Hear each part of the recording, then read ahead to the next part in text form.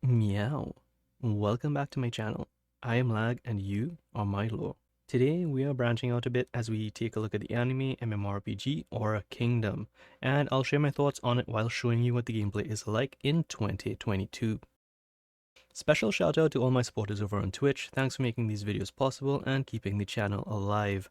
I stream on Twitch at least 4 days a week over at twitch.tv/lagoflore, so head over there and give me a follow if you haven't done so yet. Aura Kingdom is a 2014 anime MMORPG developed by X-Legend and published by Aria Games.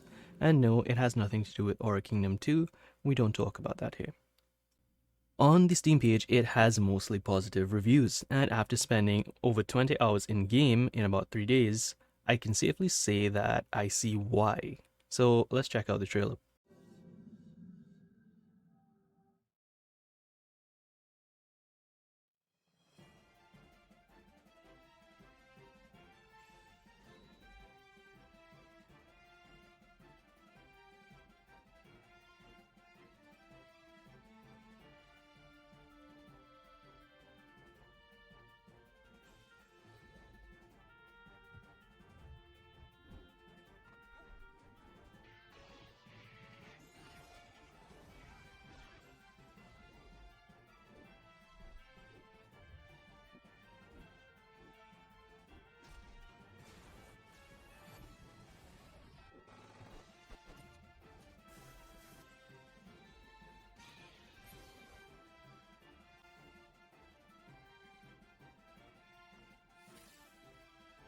So, for a 2014 game, the trailer was well done, and from what I've played of the game so far, it seems to hold true.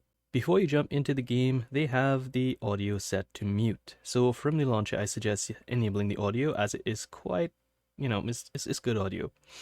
There are 18 different playable classes, all free to play with the exception of the Rockstar/Guitar class. You need to have level 100 character to unlock that. I chose to go with the whip because, reasons. The biggest thing I think this game has to offer would be these things called the Eidolons, which are beings from another realm that you can summon to help you on your journey through the game. There's this neat little feature on them that lets you interact with them and evolve them as time goes on. The game seems to be fairly updated as this Whipmaster class was added late last year. They are currently on patch 85, I think, which came out in early March of this year. And there are seasonal events with a plethora of social media related contests that seem to be well subscribed even after 8 years. Speaking of well subscribed, don't forget to hit that subscribe button and leave a comment down below. The game teaches you fairly early about what the mechanics are and introduce new features through a blend of visual tutorials and quests later on, which is something I think more games need to do that. Speaking of quests, there is an auto-pathing feature that I know some people may not be a fan of, but for me personally, it helps for games that have such big maps because I get lost fairly easily. And you have the option of clicking it and it takes you to the NPC or the location that you desire. Or you can open your world map and you can click using the XYZ coordinates of whatever the quest gives you or wherever you want to go in general. From a new player perspective, this game is already ticking all of my boxes.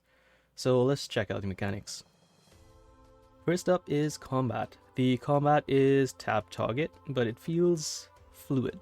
The skill animations make you feel like you're doing damage to match the numbers on screen.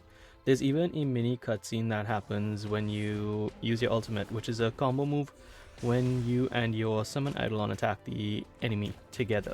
Dungeons kinda seem long, but they're interesting. On my first Steam dungeon, I found out that the boss isn't actually the boss, but it's a mini boss, and there were like 2 more bosses.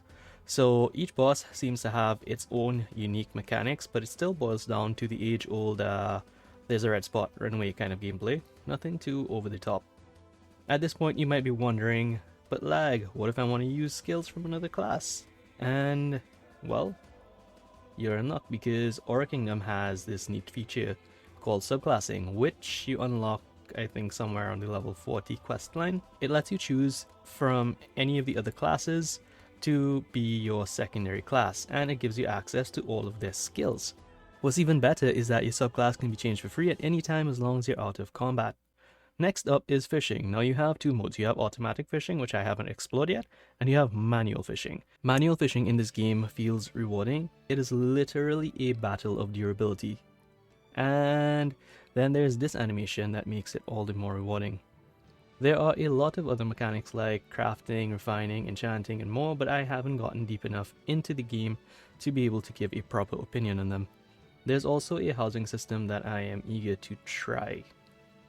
So, still checking all the green boxes, I think, but it's time to address the elephant in the room, the item mall. Is it pay to win? I'm not gonna lie. There's a whole bunch of beautiful items in the cash shop along with other items that you can use to power up. What does that mean for free-to-play players? Well, there's in-game currency called loyalty points, and it has most of the core items from the cash shop. You get loyalty points from completing things in-game and apparently eavesdropping on NPC conversations. I think you can also get them from logging in daily, because you do get a daily reward for just logging in. There are a lot of cool things in the item mall, like there are cosmetics, there are costumes, there are mounts. Just look at these mounts from the cash shop. How is this a 2014 game? And there are these from the loyalty shop, which are also very, just look at these. While we're here, there is one item that I absolutely need to complete my aesthetic. I'm not sure how I'll get it, but if anyone out there can help me, could you hook a cat boy up? The item is called a soft white cat ear headband, and I need it. Please. But yeah, this game also has trading, auction house, mailing, gifting, and a bunch more other features going for it. Anyway, I think this video is long enough already, so that concludes my initial review of the game. I'm going to give it a preliminary score of 8 out of 10, and I will review it as I go along. The community thus far seems active enough, and the Discord has been absolutely amazing. If you're looking for an immersive MMORPG with gorgeous maps, combat, enjoyable music, and a decent economy, from what I can see, then I suggest giving this game a try. So, thanks for watching. Until next time, be safe, be happy, and meow.